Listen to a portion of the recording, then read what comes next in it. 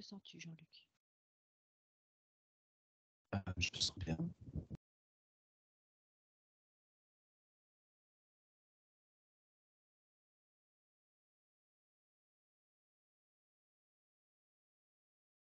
J'ai, Il y a quelque chose qui vient? oui, il y a quelque chose qui vient et qui revient, en tout cas c'est ce que j'ai de plus clair à cet instant, et les mots que j'ai, c'est armurerie céleste. Waouh, joli. Mm. Qu'est-ce que ça veut dire?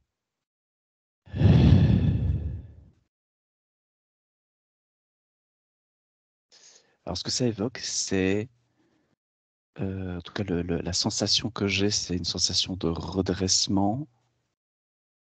Il y a une sensation de force, mais en même temps, c'est une force que je qualifierais d'équilibrée, harmonieuse,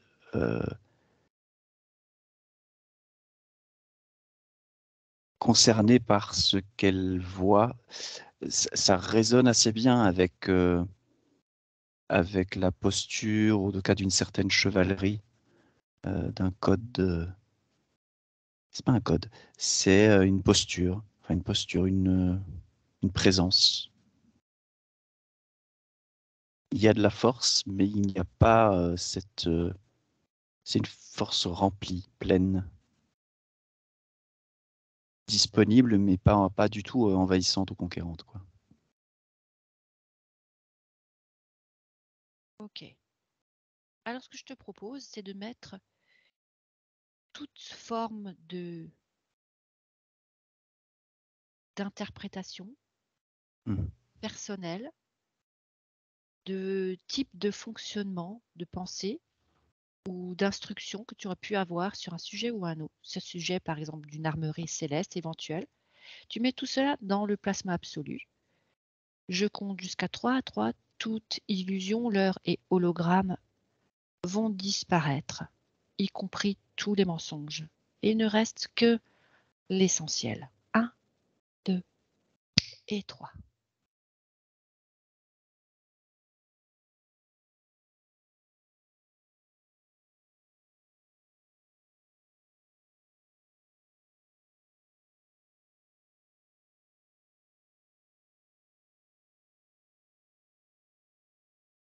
Alors j'ai juste une porte.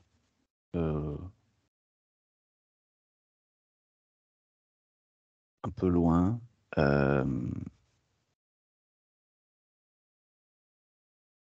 Qui se présente sous la forme d'une porte, une grande porte en bois, un peu comme les portes qu'on peut voir pour les châteaux. Et un liseré de lumière qui passe à travers l'espace entre les deux portes. Ok. Alors c'est intriguant parce que tu te demandes ce qu'il y a comme lumière là derrière. Pourquoi il y a de la lumière là derrière, je suppose. Je te propose Pour de l'instant, ouais. prendre une autre position Mhm. et d'aller peut-être une vue panoramique, une vue d'ensemble pour voir ce qui se cache derrière la porte.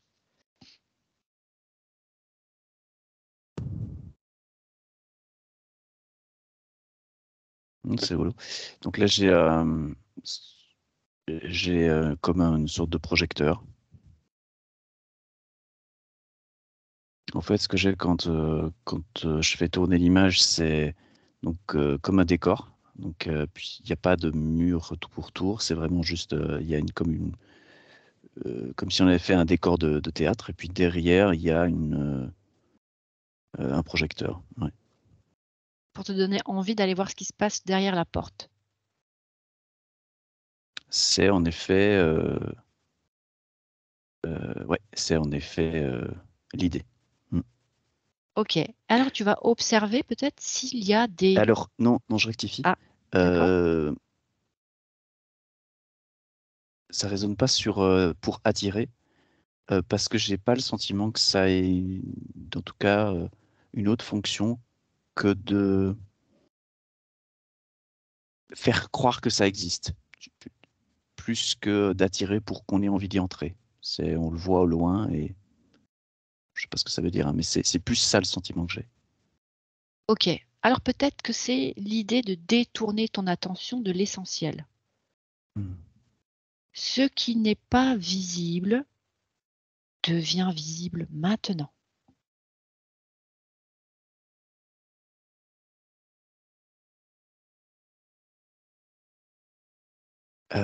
Alors, ce qui devient visible là, c'est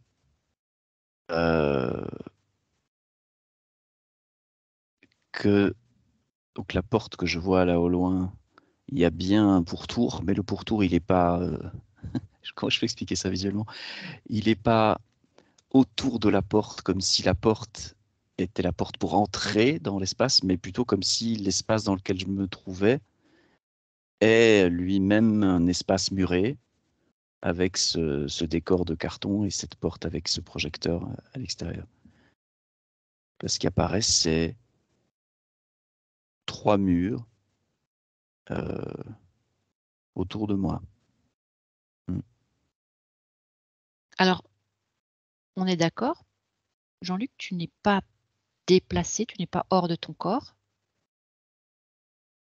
Tu as juste accès à l'information de par ta conscience supérieure. Donc, quelle partie de toi se trouve dans cet enfermement? Ou dans cette, pièce avec 3 murs? Est-ce que c'est juste... Est-ce que c'est une partie de moi?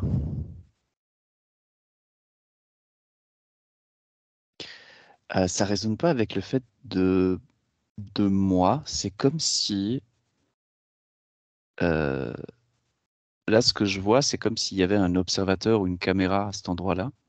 Ok, tu observes les choses depuis ce point-là. Ouais. Je C'est préfère ça. plus comme un accès à cette information que vraiment moi qui y suis, quoi. En tout cas, ça Voilà, donc résonne faut faire pas avec. attention, Mm, mm, attention à dire je suis au milieu d'une pièce, nanani, nana. oui, mm, Mon point de vue, là, ce que je vois, c'est ça. Toujours mm, vérifier que tu restes bien à ta place à l'intérieur de ton cœur et qu'il n'y a mm. pas une partie de toi qui se projette à l'extérieur. Donc maintenant, tu changes de point de vue de façon à observer ces 3 murs. Qu'est-ce qu'ils veulent te dire?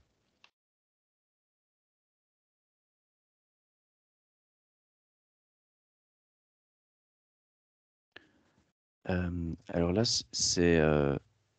j'ai une vue qui monte, qui regarde du haut, qui recule très vite. Du coup, je ne sais pas trop quoi faire avec ce mouvement. Qu'est-ce que je peux le stopper? Oui, ok. Ça a pris de la hauteur comme pour me montrer que c'est quelque chose qui est sur la Terre. Ok, Ouais, c'est ça. C'est quelque chose qui est sur la Terre.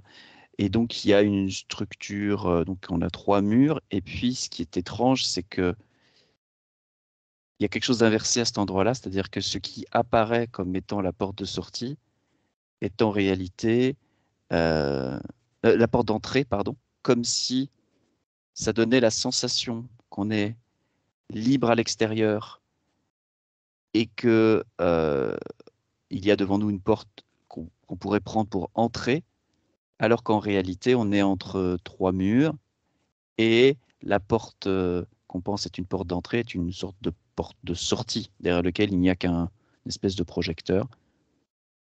Je ne sais pas trop ce que ça veut dire, mais ça... ok. Alors, est-ce que si c'est une métaphore, ça prend sa vraie forme maintenant?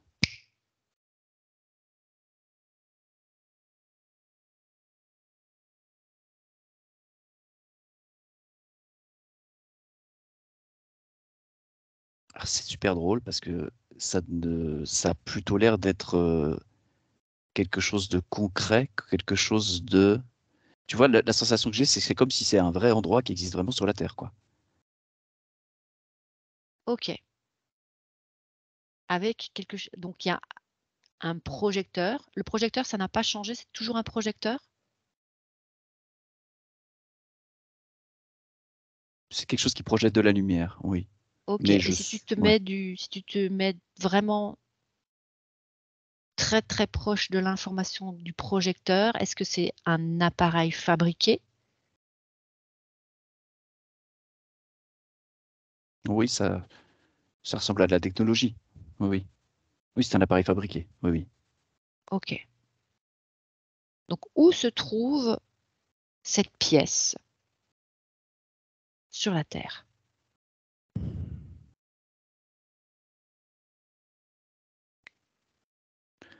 Ça me donne le sentiment de comme des ruines parce que les murs sont pas, tu vois, c'est vraiment comme des murs de château fort, mais plutôt des sortes de ruines comme ça.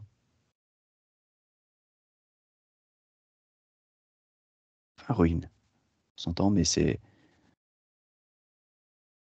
des il n'y a pas pans de de toit. murs, en fait, sans toit. Ouais, il n'y a pas de toit. OK, Hmm. mais qui montent, qui montent, qui montent, voilà, qui pour l'instant, on va dire, s'élèvent très, très haut, c'est bien ça? Non, non, ils sont pas spécialement hauts. Ce qui était haut, c'est quand il y a eu comme un zoom arrière et puis un zoom avant sur le fait de, un zoom arrière jusqu'à dans l'espace où on voit la planète, et puis un zoom avant jusque une vue où je peux voir un peu mieux ce que c'est. Hmm. OK, alors si tu devais, le comparer à un bâtiment standard, Mhm. est-ce que ces murs font un étage, 2 étages? Alors, je regarde sous l'autre angle. Euh, alors, ça, c'est un. Pour moi, on est sur quelque chose comme 4 étages. Ah oui, quand même, donc c'est quand même Ouais, un gros bâtiment. ouais. Oui, c'est robuste, hein, ça sent la pierre, c'est assez. OK, quel est le décor extérieur? euh,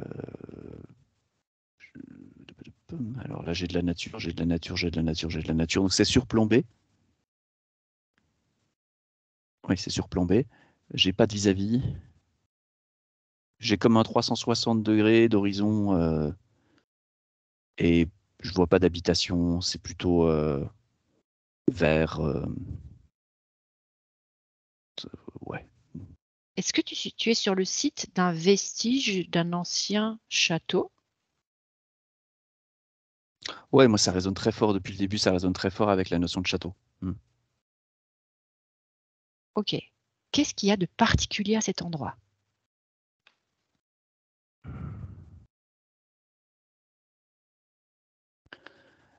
Alors, ça dégage une énergie, semble-t-il, assez forte.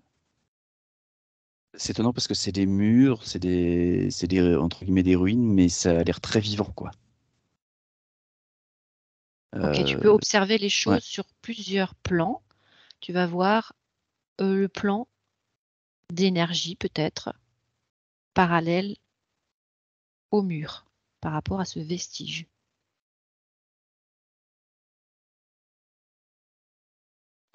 C'est,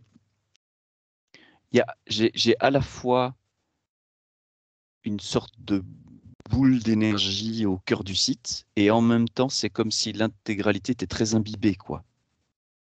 Donc Regarde les mouvements de cette énergie. alors c'est ce que j'ai, c'est un petit peu comme ces boules.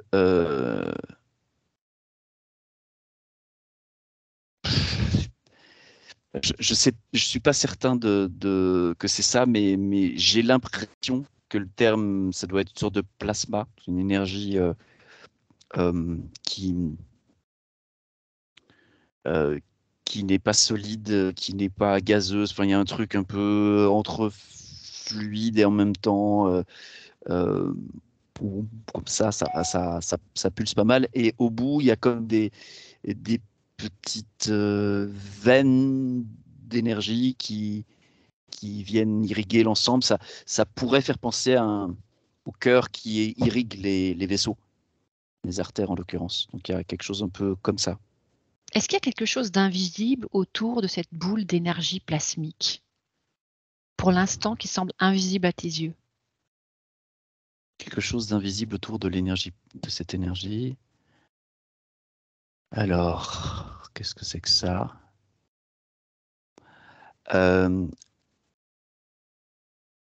Alors, ça ressemble à une sorte d'appareillage. J'ai comme une boule un peu métallique comme ça. Ça me ramène à ces espèces de machines qu'on pouvait voir du temps des alchimistes ou ce genre de choses, de Léonard de Vinci, ce genre d'un peu de construction. Ouais, comme un générateur. Ça ressemble à un générateur, ouais. Ok, et donc cet alliage métallique est invisible à l'œil nu.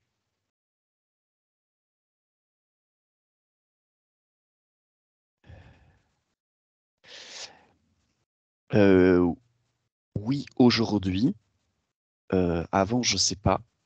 Ce que ça me donne comme sensation, c'est comme si on avait lancé le truc avec la machine, mais qu'après, l'énergie reste.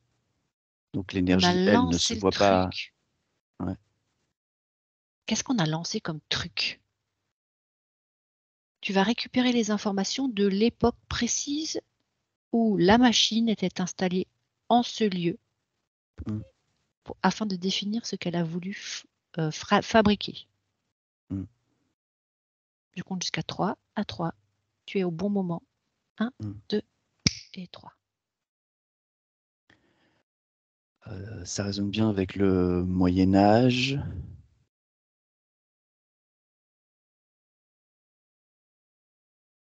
Oui, ça résonne bien avec le Moyen Âge.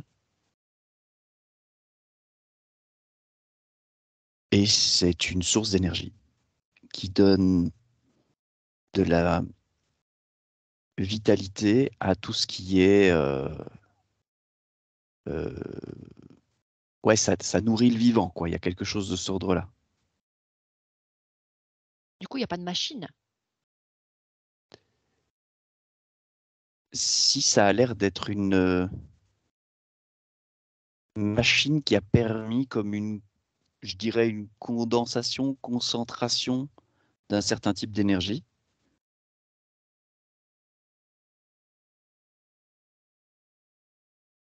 Un peu comme une sorte de...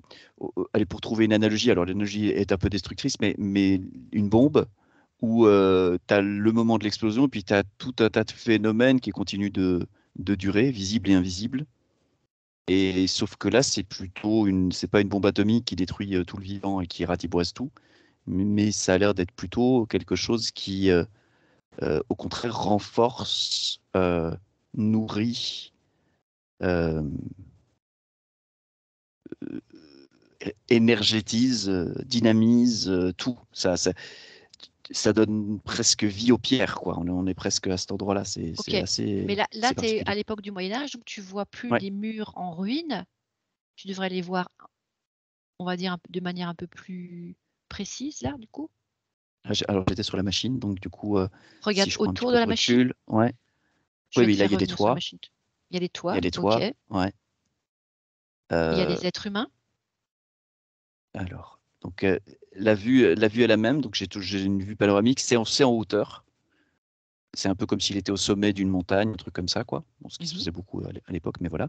Donc je me rapproche pour voir. Alors oui, il y a de la vie, il y a beaucoup de vie. C'est drôle ça.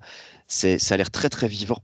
Mais contrairement aux images du Moyen Âge qu'on peut avoir, où on a l'impression qu'il n'y a que des loqueteux aux quatre coins de la rue, là ça a l'air très vivant, ça travaille euh, plutôt en harmonie. C'est assez euh, vibrant, un peu comme dans une ruche.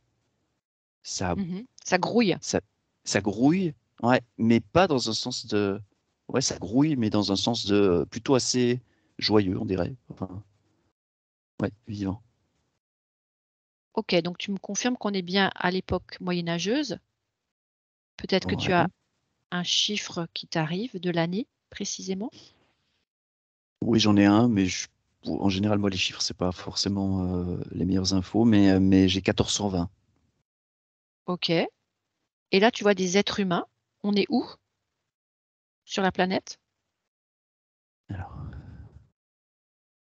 je redescends la carte. On est en Europe, on est en France, en tout cas en Europe de l'Ouest. Ouais, France, Espagne, c'est un petit peu. Je pourrais pas dire si c'est France ou Espagne, mais ouais, ça ressemble à cette région-là en tout cas. Dans les Pyrénées? Hmm. Ouais, c'est ça, dans cette région-là, entre la France et l'Espagne, là. Hmm. Ok. Alors, je vais essayer de récupérer de façon synthétique ce que tu viens de me dire. On a une armurerie céleste, c'est les mots qui te sont venus tout en début Hmm. de balade.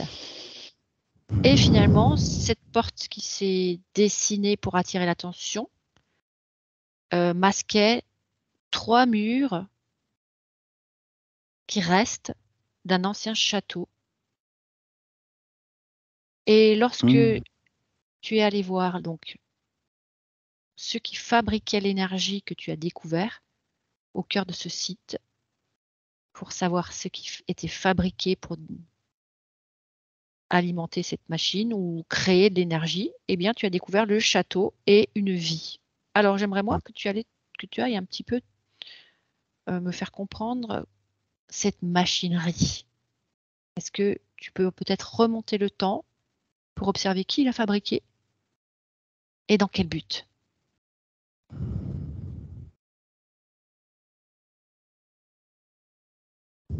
Alors, j'ai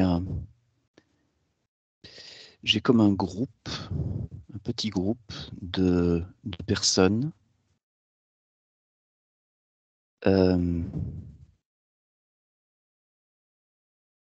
qui ont une connaissance,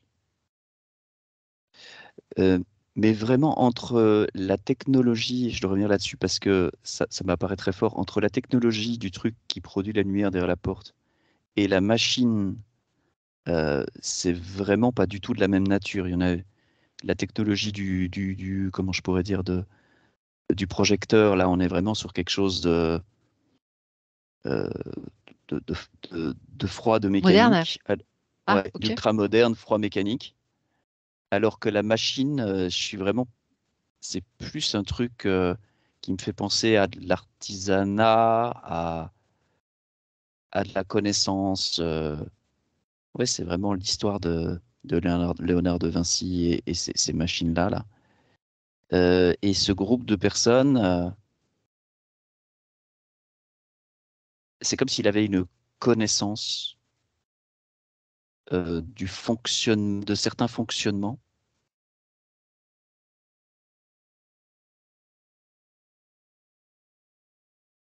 Qui leur ont et qui permis de venaient, construire une machine.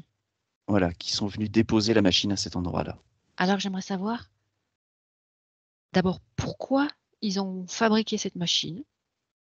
Et puis ensuite, on ira remonter à l'origine de la création de cette machine, si tu veux bien. Hmm. Alors pourquoi moi, ça me fait penser à hmm, des colons, c'est-à-dire des personnes qui sont forcées d'émigrer ou qui arrivent sur une terre et qui du coup s'installent. Et donc, du coup, ils vont essayer de se faire une, une terre, une chouette terre où vivre pour eux. Donc, il y a quelque chose de l'ordre ben, c'est ici qu'on s'installe. Et donc, du coup, on va construire on va prendre soin de nous avec les moyens qu'on connaît, quoi. Donc, il y a quelque chose de c'est de cet ordre-là. Je ne perçois pas de plan particulier ou de volonté particulière. Si ce n'est, j'arrive sur une île déserte, je me bâtis une cabane et puis après, j'améliore mes conditions de vie, etc. Ok, mais tout le monde ne fabrique pas des machines pour produire de l'énergie qui nourrit le vivant. Hum, En 1420, qui plus est.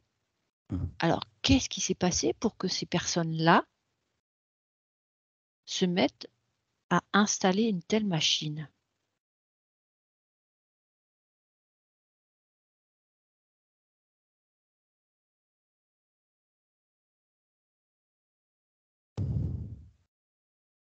Il y a comme une notion d'équilibre.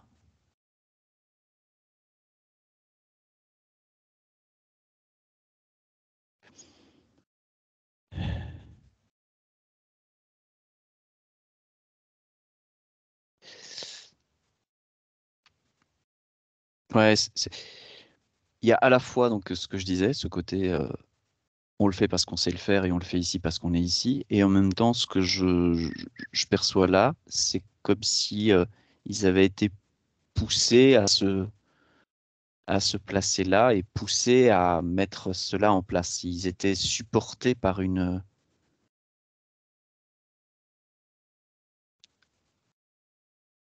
ouais, supportés par quelque chose. Par quoi?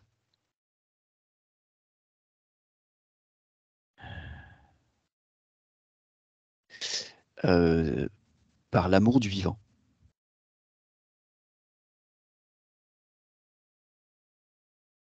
L'état des lieux sans la machine n'était pas suffisant pour laisser le vivant s'exprimer?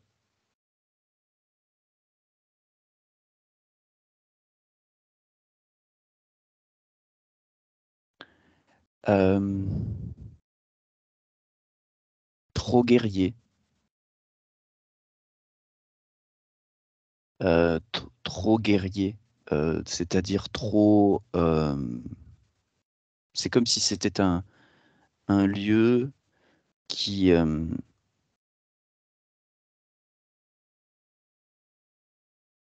qui émanait une forme de guerre, ou du moins qui faisait partie d'un mouvement de guerre.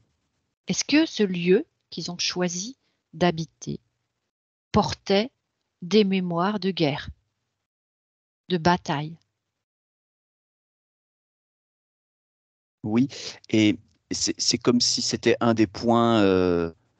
oui, c'est ça. C'est comme si c'était un des points fortement actifs qui avait tendance à justement euh, avoir un impact et générer des guerres d'une certaine manière. Ok. Donc ces personnes qui sont venues à cet endroit savaient quelque part que cet endroit émettait des vibrations de guerre et de mort. Alors, c'est pas de l'ordre du savoir, c'est de l'ordre du ressenti. Euh, c'est pas Comment? qu'elle, Comment ces parce que personnes-là ont pu le ressentir? c'est une fréquence qui est à l'opposé de ce qu'elles sont. Qu'est-ce qu'elles sont, ces personnes? Euh, alors, il y a comme une espèce de notion de porteuse de vie. Elles a- et ça peut être en partie à leur insu, hein, mais elles sont porteuses de quelque chose. Et là où elles se posent, elles ne peuvent pas faire autrement que de faire ce qu'elles peuvent pour ramener À la vie et l'équilibre. le vivant à l'équilibre. Exactement. Ok. Alors peut-être que tu peux observer si c'est des personnes lambda, juste qui se retrouvent pour vivre ensemble parce qu'elles ont la même énergie, ou si c'est des personnes d'une nature différente.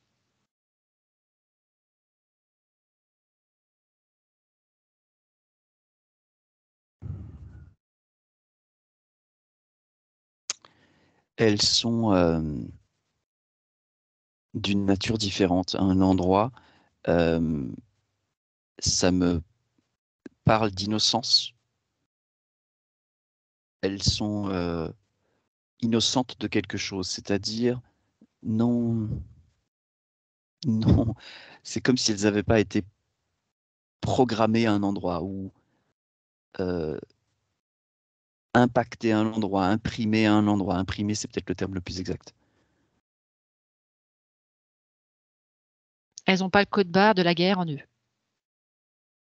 C'est ça. Autrement dit, elles n'ont pas de marque d'appartenance à quelque chose qui produit une vibration de bataille ou de guerre. C'est ça. Très bien. Comment ont-elles eu vent qu'il existe une telle machine? Comment cette machine est-elle venue en leur possession?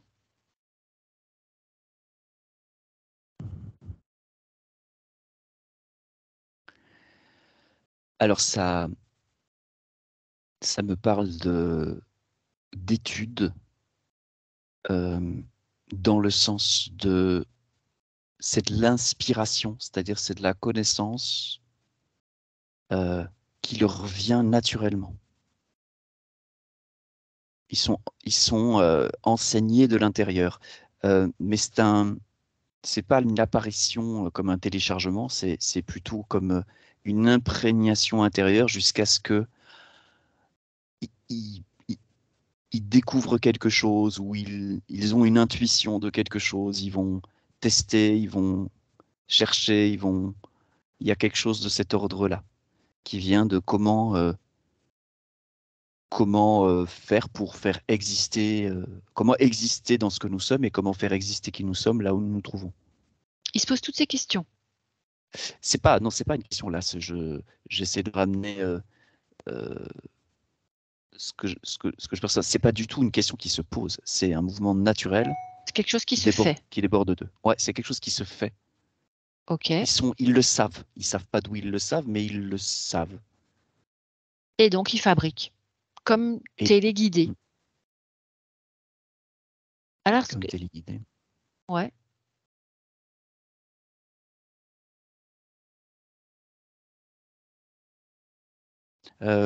Oui, alors c'est pas vraiment téléguidé, c'est plutôt imprégné.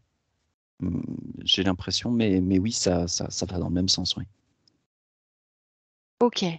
Alors, tu es en train de récupérer cette information. Tu as les porteurs de vie, donc ces personnes qui portent le vivant en eux et qui, de façon naturelle, fabriquent quelque chose pour élever le taux vibratoire, pour modifier cette empreinte de mort et de guerre qui était sur le lieu.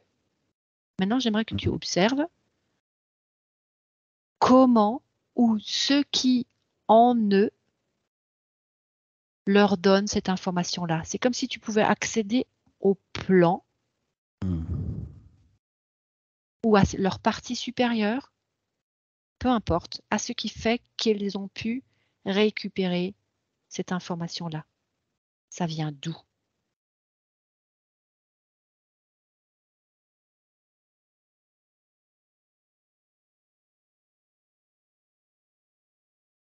Alors, ça nous ramène au début.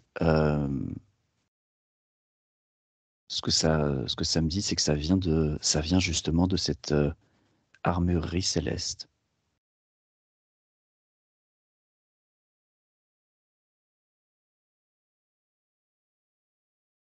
C'est carrément génial. Alors, je me suis permis une petite parenthèse. J'ai regardé quand tu m'as parlé de 1420. Je suis allée voir sur Internet pour savoir, parce que je ne connaissais pas par cœur la date de naissance ou la période où Léonard de Vinci a vécu. Il est né en 1452. Donc, Okay. on est très, très proche de cette date. Et peut-être même qu'il était un descendant de ces personnes. Pas savoir. On va pas extrapoler. Mais en tout cas, ce qui semble étrange, c'est cette histoire d'armurerie céleste. Qu'est-ce que cette balade de ce matin veut nous montrer concernant justement l'armurerie céleste?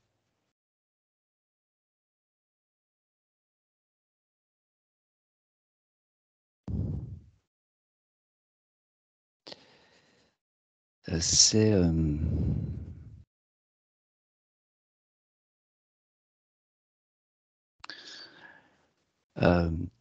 ce que ça a l'air d'être, en tout cas, à première vue, c'est un espace dans lequel, justement, qui équipe les innocents, c'est-à-dire ceux qui ont choisi la vie. Ils sont comme, c'est comme s'ils pouvaient être équipés de quelque chose qui leur permet, ah oui tiens c'est rigolo, qui leur permet d'aller dans des espaces euh, où la vie est attaquée d'une certaine manière, des espaces on pourrait dire toxiques, et du coup d'être, que ça ne soit pas toxique pour eux. C'est comme si pour aller dans le fond des mers, on va aller chercher un scaphandre. Eh bien, c'est comme si ça donnait des scaphandres énergétiques ou des choses à cet endroit-là. Et en l'occurrence là, cette machine. Qui permet de régénérer énergétiquement un lieu abîmé par la guerre et la mort. C'est ça. Et peu importe le temps qui passe, l'énergie qu'avait mis en place cette machine reste permanente, c'est bien ça? Alors, c'est encore présent aujourd'hui. Est-ce que c'est permanent? Alors permanent non, mais c'est à des échelles de durée qui sont pas forcément concevables pour notre. Est-ce que la pierre des murs porte la mémoire de cette énergie? La pierre des murs émane encore cette énergie. C'est pas qu'elle emporte Magnifique. la mémoire, c'est que c'est encore présent. L'énergie est encore présente aujourd'hui, en tout cas à ce moment-ci. Elle fait Ok. encore son œuvre. Ouais. Mais est-ce qu'elle fait son œuvre de façon aussi importante qu'elle le devrait?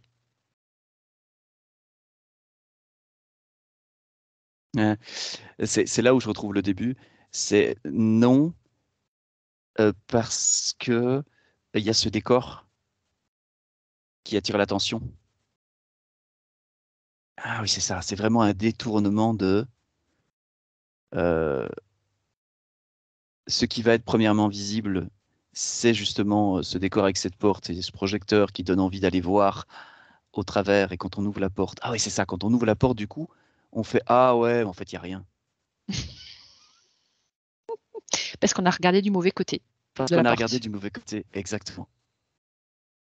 Et donc, du coup, elle fait pas son œuvre comme elle pourrait parce qu'aujourd'hui, bah, le lieu est déserté Parce qu'en parce que fait, il y a voilà. une histoire de lumière artificielle qui crée une illusion vers laquelle on a tendance à se diriger. Un peu tout ce qui brille, même si ce n'est pas de l'or, attire le regard et on a tendance à se diriger vers la lumière, même si elle n'est pas réelle, elle est fabriquée. Qu'est-ce que ce message veut nous dire aujourd'hui? Euh, alors, il y a plusieurs choses. La première chose, c'est que être innocent, donc quelque part ne pas savoir,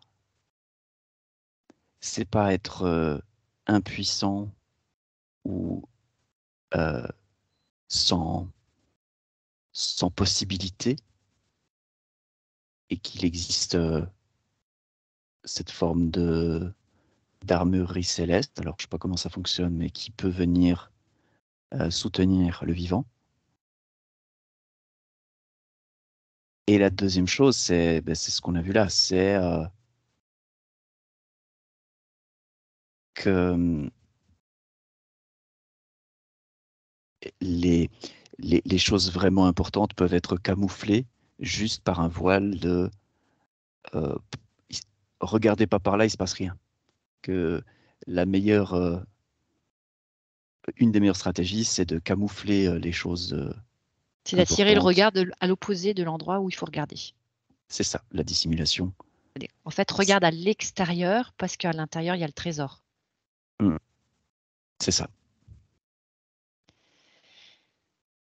On en revient, c'est vrai, toujours un peu à la même chose. Regarde à l'intérieur de toi parce que c'est là qu'il y a la porte qui t'emmène vers le véritable extérieur. Maintenant, je voudrais revenir sur le mot armurerie. Si tu mets ce mot armurerie dans l'amour, parce que c'est quand même assez violent. Armurerie, ça fait arme, ça fait guerre, ça fait bataille, ça fait objet, contendant, etc. Mmh.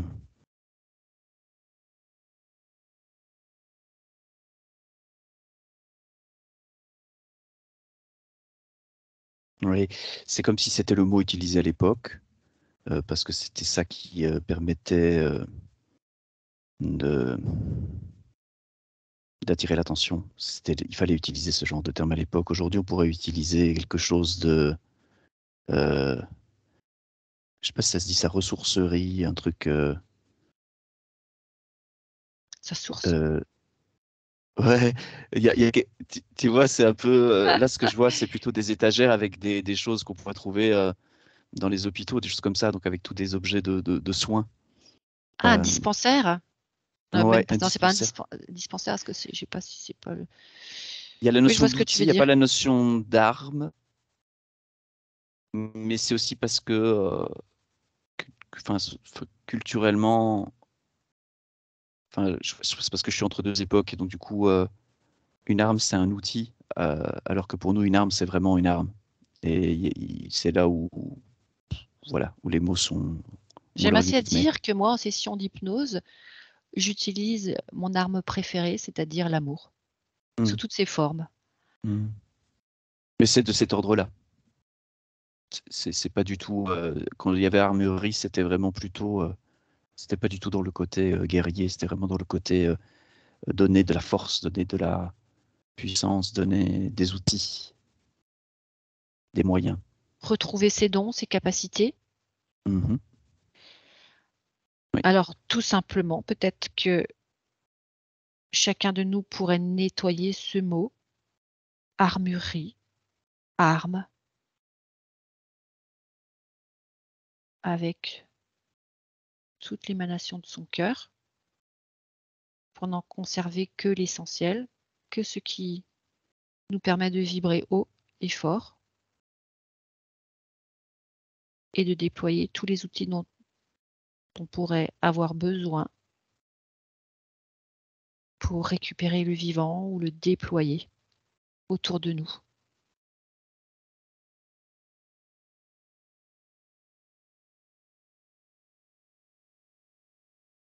Et avant de terminer, j'ai comme une petite envie de récupérer cette mémoire qui est dans les murs, cette mémoire de et même cette énergie, tu as dit qu'il y avait encore une énergie qui émanait de la pierre. Mmh. Est-ce que tu peux observer autour de ce site s'il y a un plan d'eau pur, un endroit où une eau est pure et originelle et porte l'information de vie?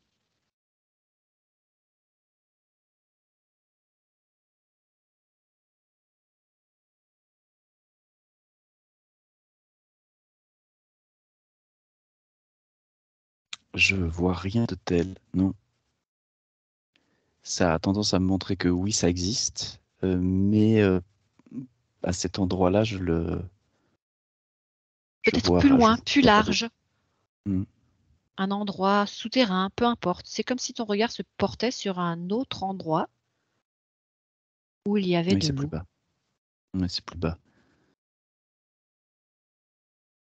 Et du coup, est-ce que l'eau veut bien émaner des gouttelettes pour venir s'associer à cette énergie de vie et se déployer dans tous les endroits qui en ont besoin dans le secteur?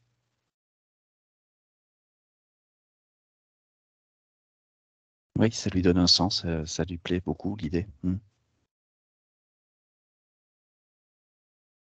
Mmh. Allez, on les laisse faire tous les 2, l'eau et l'énergie. qui est restée là tout ce temps. C'est pas pour rien. Elle veut encore œuvrer et elle peut se déployer grâce à l'eau et aller dans tous les endroits, inscrire sa mémoire et permettre à tout le vivant de se déployer.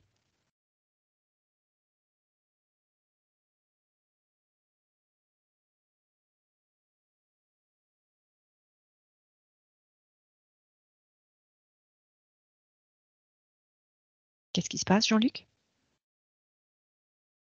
Il y a donc ça se déploie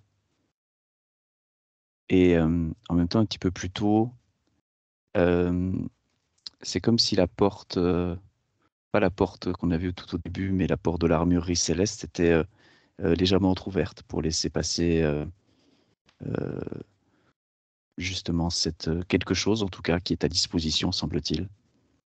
Quand tu as parlé des capacités, des outils, des choses qui pourraient être utiles. Et voilà, juste j'avais cette image-là, je pense que c'était Ah, peut-être c'est intéressant de intriguant la ça. partager. Ouais, Ah ouais, ça veut dire qu'en fait, l'eau et l'énergie qui étaient dans ces murs de pierre, se positionnant d'une façon plus large dans le secteur, permet l'ouverture quelque part de la mise à disposition d'outils pour tous ceux qui en auraient le souhait. ouais. Et ça parle aussi beaucoup de ceux qui pourraient tomber sur cette vidéo et pour nous aussi. J'ai eu le sentiment que l'ouverture, elle concernait vraiment. Vas-y, c'est un peu style, vas-y, serre-toi. C'est ça, C'est là à ta c'est ça. disposition. Mm. Récupère tes outils, récupère tes capacités, récupère tes dons. Tout est là. Mets-toi en harmonie avec le vivant et déploie-toi.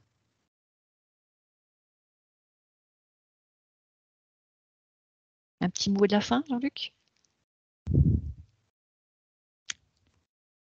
Non, je crois que tout est dit là. Merci à toi. Merci.